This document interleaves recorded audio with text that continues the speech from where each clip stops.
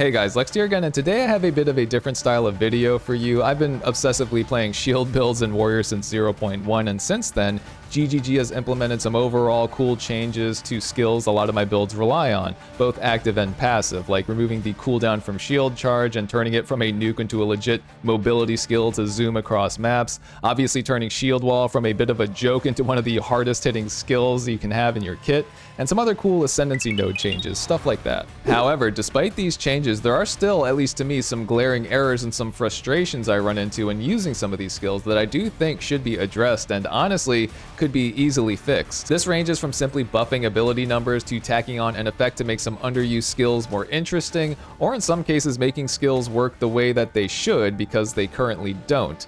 Some of you might know which one I'm talking about here. Anyways, that's enough of an intro. Let's get started with how I would change, improve, or fix some of these widely used or underused warrior skills. All right, first up, some of you are gonna laugh because I talk about this all the time on my channel and I will not shut up about it, but Herald of Ash. Let's just read the tooltip real quick. While active, enemies you sufficiently overkill with non-herald attacks will cause an explosion that ignites.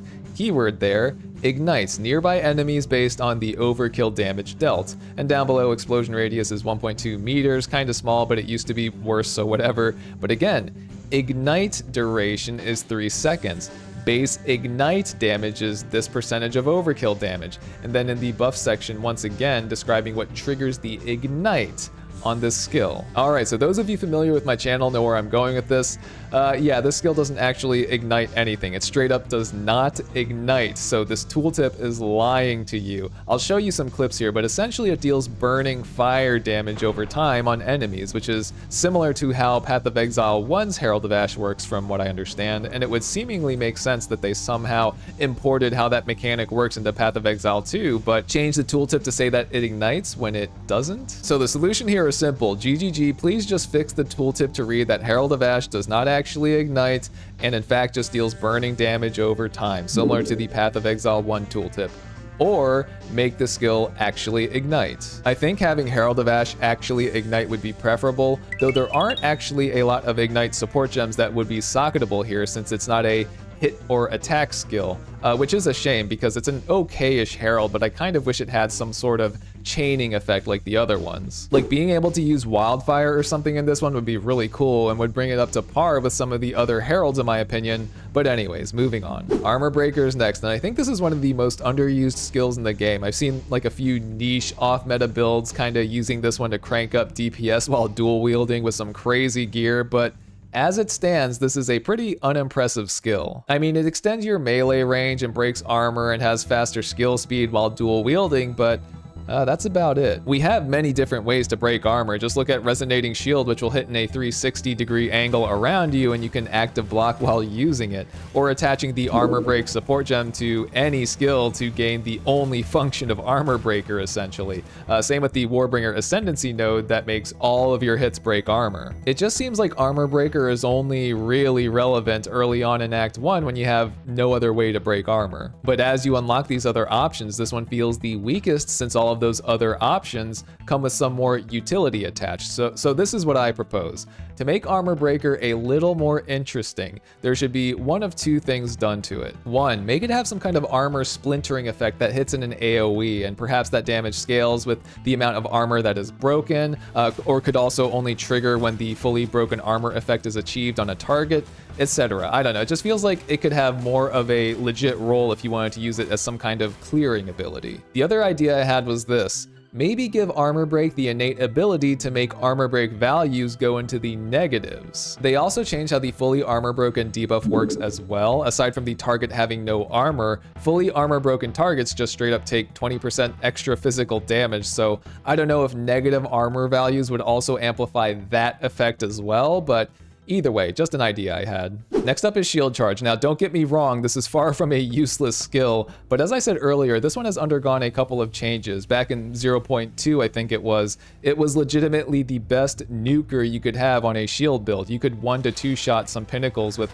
how hard this one hit, but they've since changed it to be more of a mobility skill now with 0 cooldown, as long as you socket it the right way. And that's fine. I mean, if that's their intention to make this a travel skill, and you can obviously detonate your shield walls with this one as well, but my biggest gripe with Shield Charge is that the tiniest bug or object can stop your charge completely, and it just doesn't feel like it should work that way. Like you have all this momentum charging headfirst into a huge group with your shield raised, and then you just get halted in place by a tiny 10 health mob. That just doesn't seem like it should work that way. You should likely plow through these tiny mobs, especially if they have lower health anyway, and charge through to the bigger group. At least that's how I pictured it working in my head. And I don't even think that'd make the skill overpowered or anything if they just changed how the collision mechanic worked a bit. I have two ideas on how to change this. One, whatever gear or support gems you are using to crank up your shield charge collision damage, you should be able to charge through enemies that have lower health than whatever that collision damage is.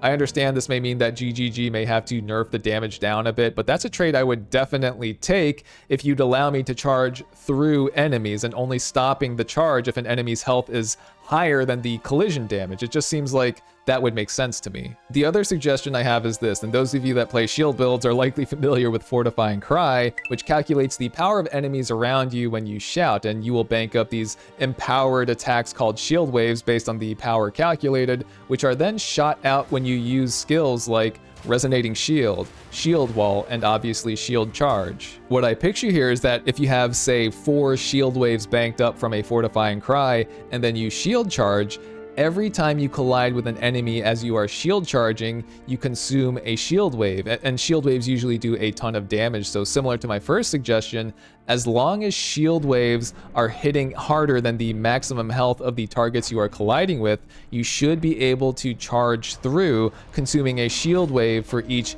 collision as you charge through enemies. So the charge would only stop if you ram into an enemy that has higher health than your shield wave damage, or if you run out of stocked up shield waves from the previous Fortifying Cry. That's what I picture at least, and honestly it seems like it could be a fun one, but anyways, moving on. All right, the Shield Bash. This is attached to the Raise Shield skill and only occurs if you have active blocked an attack and there's a target nearby. However, I have one big complaint with this one here, and it's how you activate this attack. As it stands, as soon as you let go of the hotkey you have Raise Shield bound to, and you've just blocked an attack and there's a monster nearby, you perform the Shield Bash. But this actually leads to situations where, hey, maybe you just want to block an attack and roll away, but instead you are forced to perform the Shield Bash if there's a target nearby, when really you may just want to get out of a sticky situation. I actually have a clip where this very interaction screwed me over in an Uber Arbiter attempt. I was using Raise Shield to block some attacks during the Flame Seed sequence. He hit me with an attack, and as I was trying to roll, I let go of the Raise Shield keybind. My character decides to Shield Bash instead of rolling, and it just throws my timing and directionality all off. It really sucked. So what do I propose? I mean, the skill itself is meant to have a disrupty stun build-up sort of roll, which is fine. It doesn't need to deal a ton of damage or anything, and I do like that this skill exists,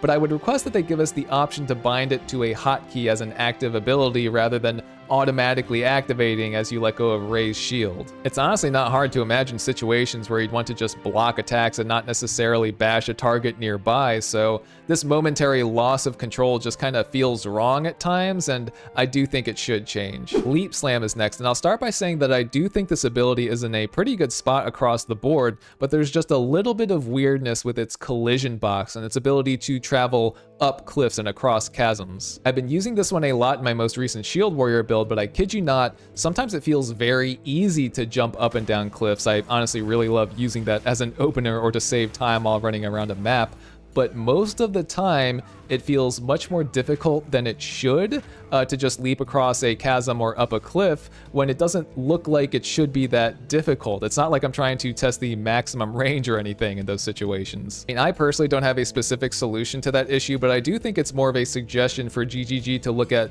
why Leap Slam feels so easy to jump up and down cliffs and across gaps sometimes and then almost impossible at other times. There isn't even any clutter or anything on the ground a lot of the time. It's just open space that I should be able to leap to, and my character simply doesn't. Last one is Infernal Cry. This is maybe more of a comment with a simple request attached to it, but basically it's this. The empower portion of this attack is amazing in my opinion. I love the fire damage gained and the power calculation of the targets. That all feels fine, but it's really this added on explosion effect that I want to comment on. So obviously I don't want the skill to do too much, you know, I don't want to make it overpowered, but the explosion portion of the skill to me seems pretty useless, honestly. I just kind of question why it's there, at least for the gem levels like 1 through 30, because apparently according to the Path of Exile 2 database, the damage scaling gets kind of nutty the closer you get to 40, but I mean the entire campaign and for most of your endgame journey most likely, it seems like the explosion effect on this shout is pretty ineffective. Truth be told, I haven't experimented with the highest skill gem level version of Infernal Cry, but my request is still this.